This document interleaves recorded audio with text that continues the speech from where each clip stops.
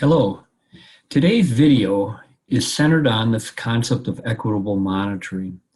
And what it'll do is it will share with you why this work is important and some key considerations in looking at this concept of monitoring progress, and in particular as it relates to student learning.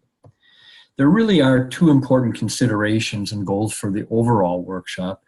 One is to understand important student accountability, monitoring, and goal-setting considerations. And then in another video, we're going to highlight some important legal requirements related to equity and student performance. Why is this work important? And that is a distinguishing characteristic of effective school boards is their ability to work with the administration, programs, and schools to set goals for their districts and establish a procedure to monitor and define reasonable progress toward those goals. The important thought here is that when we focus on particular areas of improvement, it's more than likely that we're going to exert more energy towards accomplishing those things. And this comes from the key works of school boards from the National School Board Association. So the why of accountability. And we start with the why, and it's a concept that Simon Sinek shares in his book, Start With Why, is when people understand a why behind their work, they're much more likely to engage in that work with a level well, the why around accountability is that we do want to know the kind of progress we are making with our students. And the other consideration around why this work is important, and that is, if you think of ourselves as an organization that is really working with students with their improvement, we have to model that work as adults in making sure that we set standards of improvement ourselves as we want our students to improve. So two key concepts. One is we need to know the kind of progress our kids are making, and that probably just makes good common sense. But the other is within organizations around organizational culture, modeling this work as leaders and as organizers and as teachers can be really an important consideration, especially as we want students to demonstrate improvement with their work. What is educational accountability? There's a public expectation of high standards for all children. We want to be able to ensure that we are focusing on all kids and having good results for all kids. And this is clearly a system-wide function. Focus is primarily on the area of student achievement. Are our kids learning? Are they growing? And that can be aligned to this concept that we know well now around academic standards.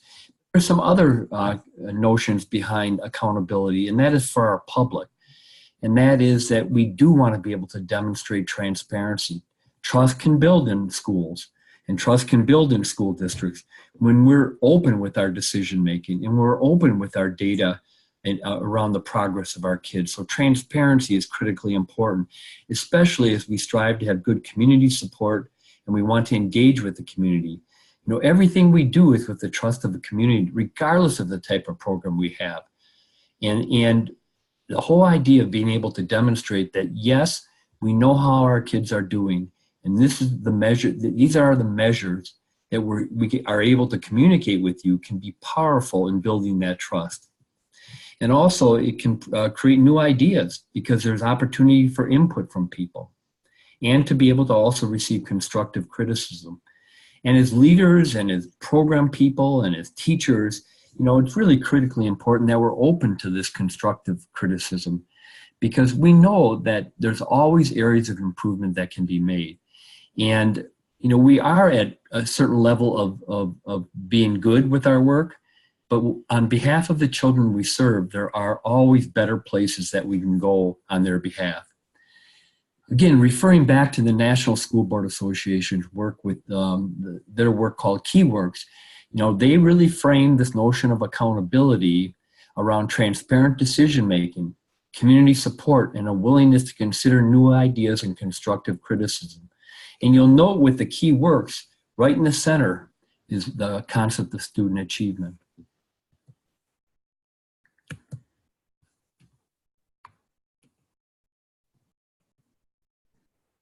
So what does accountability mean? It means the focus on continuous improvement. It means measuring your outcomes with the use of data. And it means using data to guide the decision-making process, not working in a vacuum. Yes, there is room for hunches, and there is room for subjective kind of inputs into this understanding progress with our kids. But the extent to which we can focus on this notion of working to continuously get better and the whole idea of measuring our outcomes through the use of data, I think the better our work will become.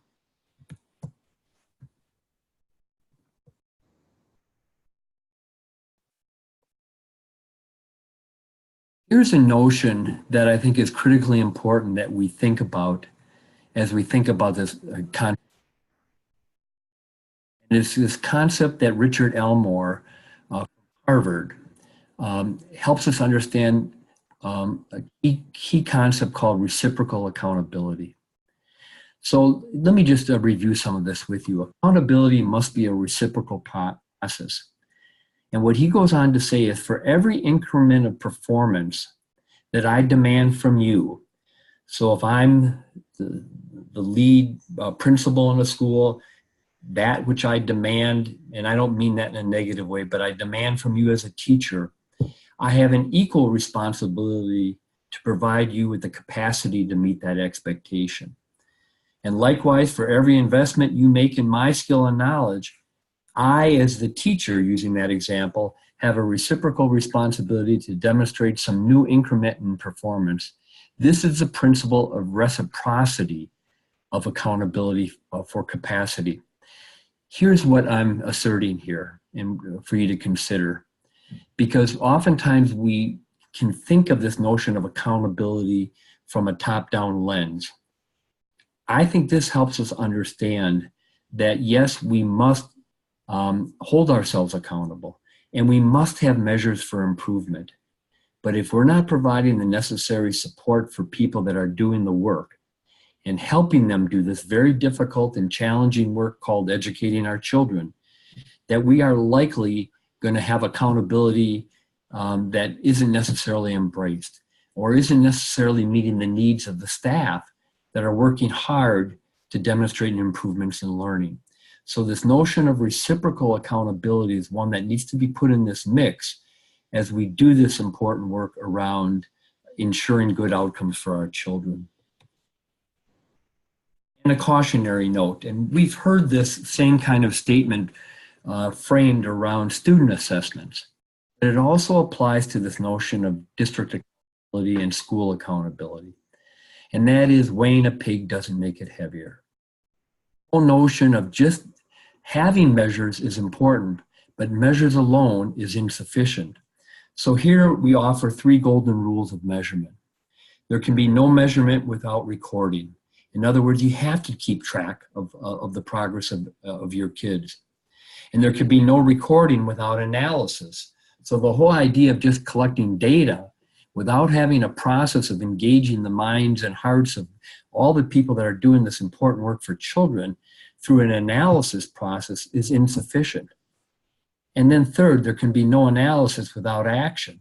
This whole idea is that if we're going to be focusing on improvement through various types of accountability measures, that it has to in the end result in some type of action. It's not enough to do it for its own sake, like weighing the pig. It has to be a concerted activity to have the right kind of conversations about what do we need to do to improve learning and have better outcomes for children. And it needs to engage the hearts and minds of the good people doing this work, and it needs to result in some type of action plan for improvement. So the question for you to think about is, what is your current practice? And what's offered here is a data reflection tool that will, there are many others that could be used, but here what we're saying is in the left column that what does the data focus on? And what you can see here is predominantly what we're looking at, this notion of accountability and reciprocal accountability is around this notion of a focus on what type of data are you collecting. But what enters into this that I think it can be oftentimes very much missed and can be very helpful to think about is that this provides an opportunity also to be communicating out about the progress of kids.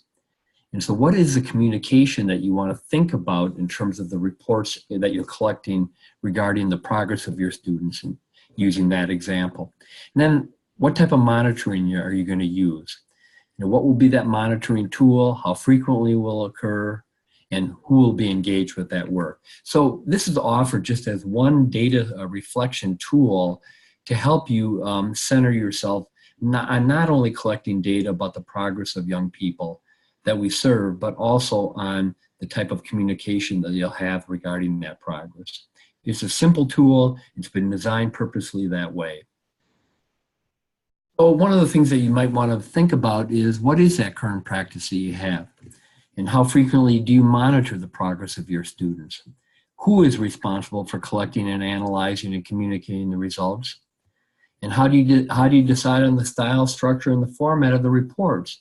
You want them readable, and you want them to be used, and you want them to be consumed in a way that people understand and can lead to that type of action that I referred to earlier. And also, what are you going to do to ensure that there's reciprocal accountability? This notion of top-down accountability has its merits, but it's insufficient in and of itself. We have to be responsible with this work, and we have to ensure that people have the tools and the right kind of support to do this work in the right kind of way. Useful metric is both accurate in that it measures what it says it measures, and it is aligned with your goals. So you don't want to be just grabbing. You want to make sure you understand what type of goals you have around and for the most part, in this case, around the improvement of student achievement, or are important for your work with. And finally here, I want to share with you, you need to think about this as a process, around 4 steps to creating a system of accountability on outcomes. So think of this work from a system perspective. And here are those 4 steps. Baseline data and set goals. You need to think about how you align your resources to those goals. And here you can be actually thinking about budget planning. If you've established baseline data and you have particular goals around improvement, what kind of resources do you currently have, and what are you going to need to ensure that you have the kind of things that are needed for children? And then what kind of programs and policies need to be in place to ensure the right kind of support for the work? And finally, how are you going to go about monitoring progress? You will have available some additional slides that will point out very specific details regarding each of these steps. But the importance of this particular slide is that this is a system of work. It's a body of work that starts with baseline data and ends with monitoring the progress of our kids. So thank you very much for the opportunity to share this important information around the why of an equitable accountability and monitoring system.